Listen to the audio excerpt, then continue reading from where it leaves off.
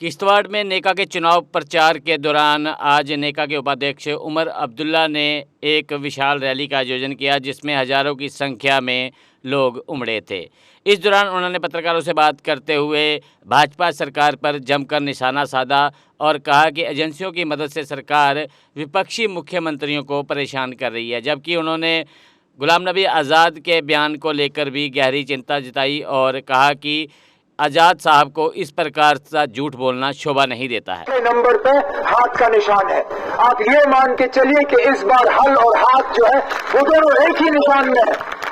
आपने वहां पे जाके इंडिया अलायंस के उम्मीदवार को, नेशनल कॉन्फ्रेंस के और कांग्रेस के उम्मीदवार को चौथे नंबर के बटन को दबा के उनको कामयाब करके आपकी नुमाइंदगी करने का एक मौका देना है। यही एक सुनहरी मौका है यहां से एक पैगाम भेजने का कि आप पिछले 5 साल के हालात से बिल्कुल मुतमईन नहीं हो, आप बदलाव चाहते हो और बदलाव के लिए पहला कदम जो है आपके इस तरफ से इसी 19 तारीख के चौथे नंबर के बटन को दबा के आप ये पैगाम भेजोगे, इस उम्मीद के साथ कि 19 तारीख को आप लोग सही फैसला करोगे, क्योंकि ये सेमीफाइनल है। फाइनल का भी ऐलान हो चुका है। अब हम जानते हैं कि अगस्त और सितंबर में यहाँ असेंबली के इलेक्शन होने हैं। हमें अपना एमएलए चुनना होगा, हमें अपने मिनिस्टर बनाने होंगे, हमने अपनी हुकूमत बनानी होगी, लेकिन उसके लिए बुनियाद हमने आज से डालना है। आप मेहरबानी करके 19 तारीख को अगस्त सितंबर के इलेक्शन की बुनियाद डालिए ताकि एक खुशहाल, एक जम्मू कश्मीर जिसमें तरक्की हो, अमन हो, भाईचारा हो, एक नया जम्मू कश्मीर का नक्शा जो है वो खींचने में आप हमारी मदद करिए। यही पैगाम लेके मैं आज आप सबों के दरमियान आया हूं। अब इस उम्मीद के साथ कि 19 के बाद हमें दोबारा जल्द से जल्द मुलाकात का मौका हासिल होगा। मैं एक बार फिर आपसे इजाजत चाहता हूं। बहुत बहुत शुक्रिया। अस्सलाम वालेकुम। लाल कृष्ण आडवाणी, मुरली मनोहर जोशी और जनाब गुलाम नबी आजाद, तभी तो ये निकले हुए हैं यहाँ बाल्टी वाले वोट को तकसीम कराने के लिए। चलिए छोड़ दीजिए मकान कहाँ मिला क्या मिला, वो अपनी बात। लेकिन इलेक्शन ना, जब आदमी जीतने के लिए इलेक्शन लड़ता है तो कोई इलाका छोड़ता है जहां वो वोट मांगने नहीं जाता है। मैं इलेक्शन लड़ता हूं, मुझे बारामूला से इलेक्शन लड़ने की हिदायत आई है पार्टी की तरफ से। एक भी असेंबली हल्का मैं नहीं छोड़ूंगा जहां मैं वोटरों के पास नहीं पहुंचूंगा उन्हें तैयार करने के लिए कि वो मेरे हक में वोट दें। उल्टा यहां देखिए ये बाल्टी वाले, इन्होंने मां सिवाय चिनाब वादी में कहीं और इलेक्शन का प्रचार किया है? उधमपुर के इतने असेंबली हल्के हैं, उन उधमपुर के असेंबली हल्कों में एक भी प्रोग्राम हुआ इनका? एक भी नहीं। कठुआ में 6 असेंबली हल्के हैं, कठुआ में एक भी इन्होंने प्रोग्राम नहीं किया। यहां तक कि रामबन में भी इनका प्रोग्राम नहीं हुआ है। क्यों नहीं हुआ है? क्योंकि अगर यहां पे प्रोग्राम होगा नुकसान बीजेपी को होगा। अच्छा चलिए, उधमपुर और इस पार्लिमानी हल्के की बात हम छोड़ें। आजाद साहब ने कहा था कि मैं जम्मू कश्मीर में एक पार्टी बना रहा हूं। जम्मू कश्मीर में 5 असेंबली हल्के हैं, है या नहीं है? उधमपुर, जम्मू, अनंतनाग, श्रीनगर, बारामूला। मुझे ये बताइए ना, इस उधमपुर हल्के पार्लिमानी हल्के के अलावा किसी और पार्लिमानी हल्के में बाल्टी वाले खड़े हैं या नहीं? एक में भी नहीं। जम्मू में भी उधमपुर, जम्मू में भी इन्होंने उम्मीदवार खड़ा नहीं किया। क्यों? क्योंकि जम्मू में अगर उम्मीदवार खड़ा करते उसका नुकसान बीजेपी को होता।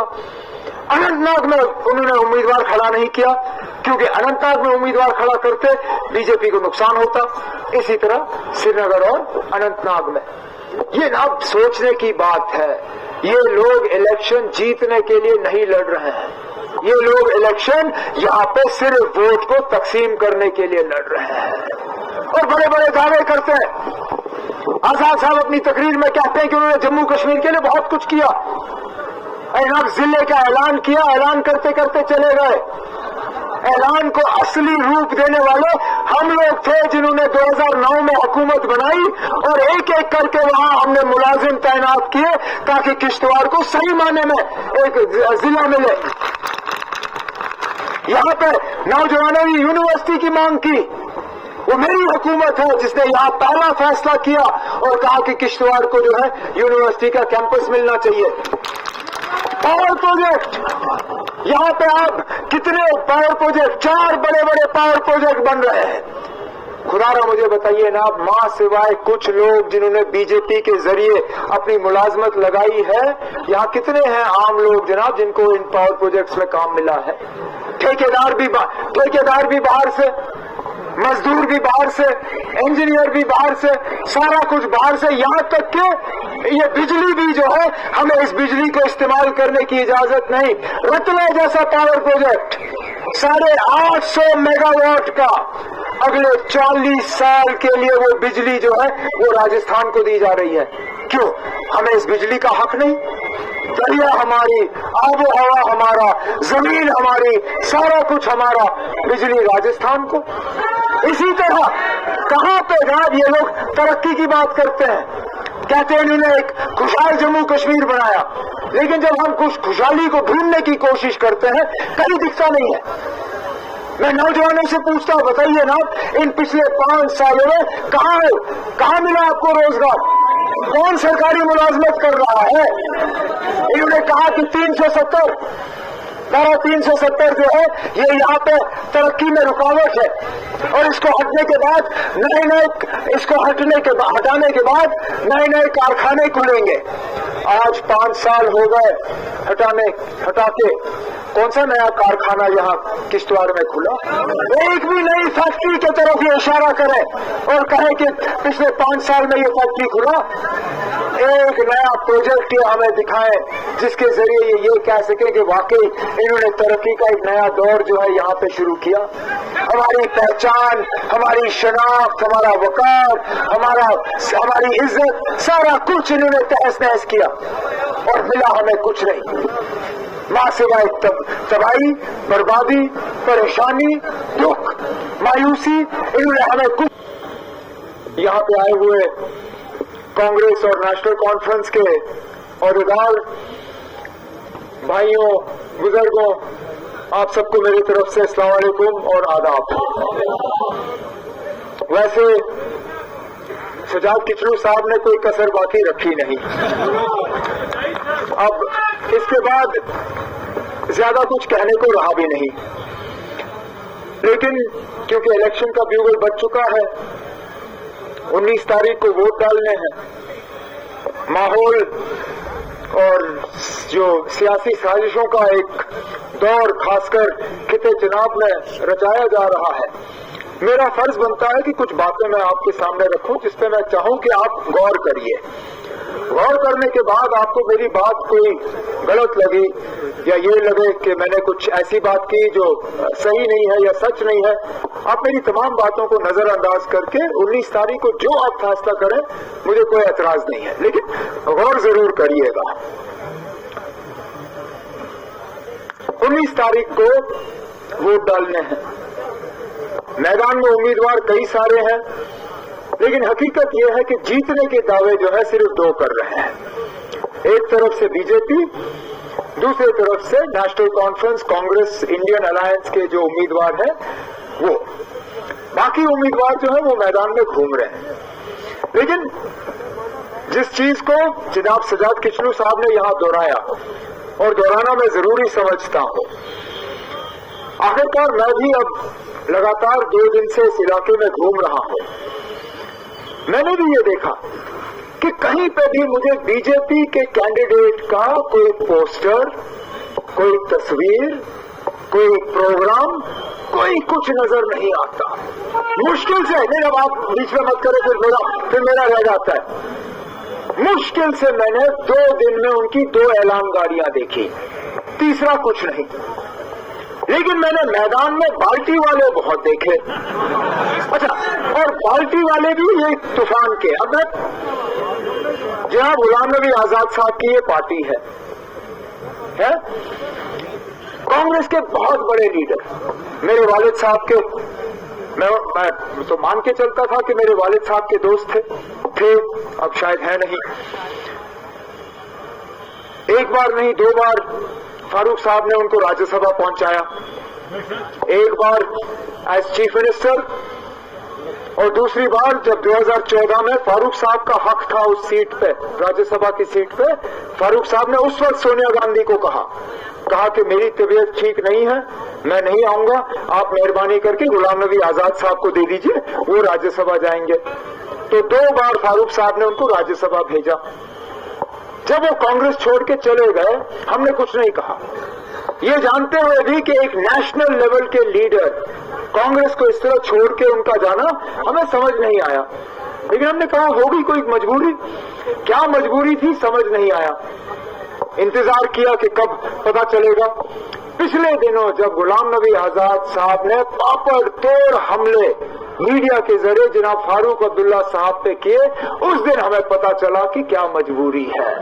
उनको सीधा सीधा बीजेपी ने रखा हुआ है यहाँ पे वोट को तकसीम करने के लिए, और कोई मकसद नहीं है उनका मैदान में उतरना। और इसके बरक्स उनको मिलता क्या है उस पर भी गौर करना जरूरी है।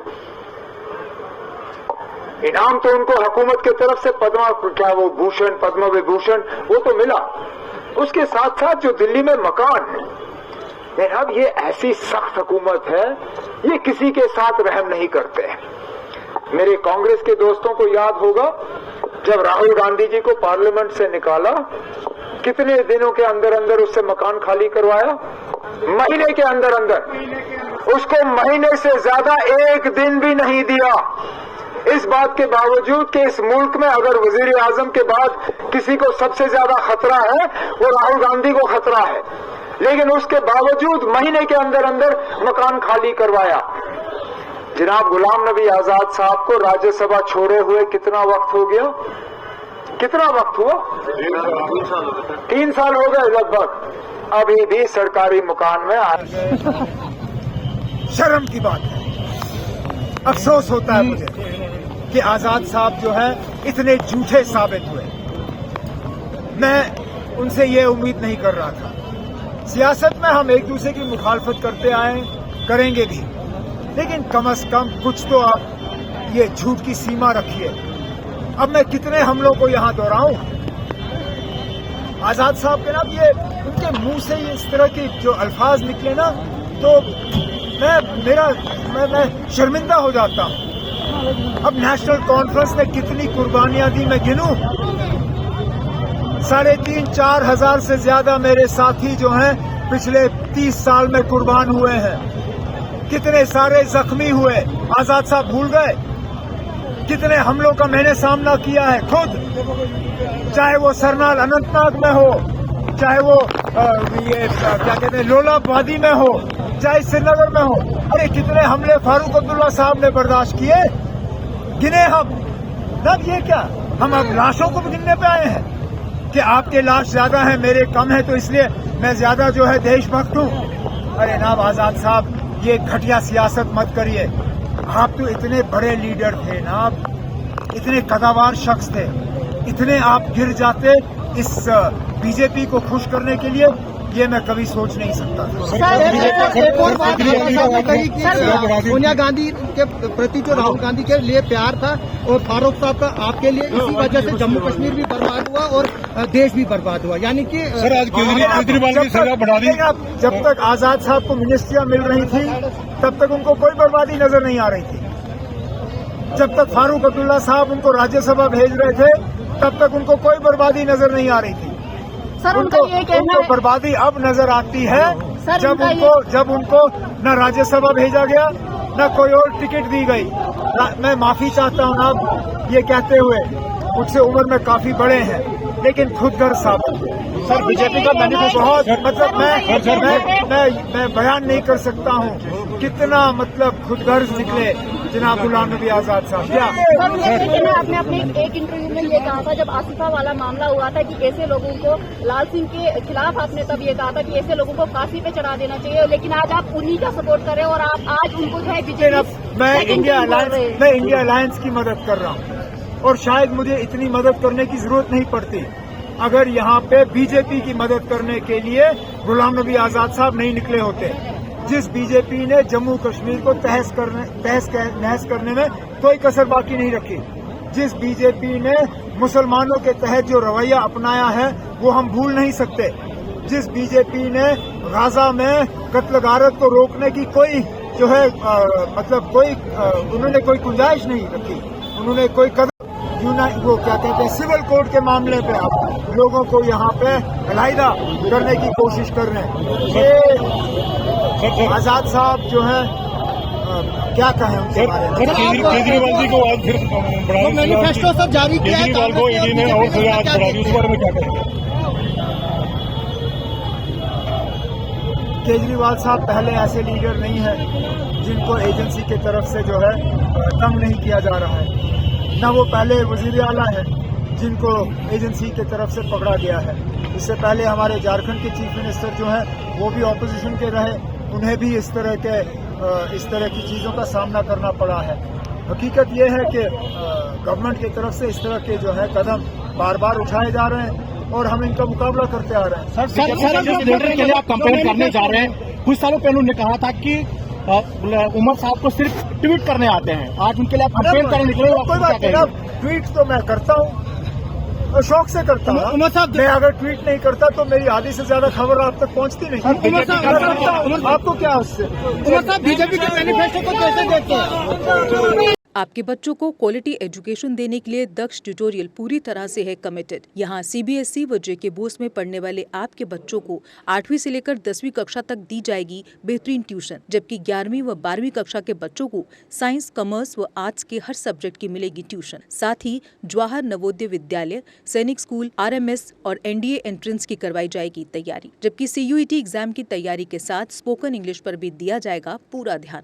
वहीं एकेडमिक प्लस एंट्रेंस टेस्ट की करवाई जाएगी पूरी तैयारी। तो देर किस बात की, आज ही अपने बच्चों को एनरोल करें दक्ष एकेडमी में, क्योंकि इस समय चल रहा है विशेष नवरात्र डिस्काउंट अप टू 50% तक का ऑफ। हमारा पता है DAV स्कूल, एक्सचेंज रोड, कच्ची छावनी, जम्मू और वार्ड नंबर 4 नियर लक्की विहार बाईपास, बिश्ना, जम्मू। जम्मू कश्मीर की खबरों के लिए जुड़े रहिए GK अपडेट के साथ।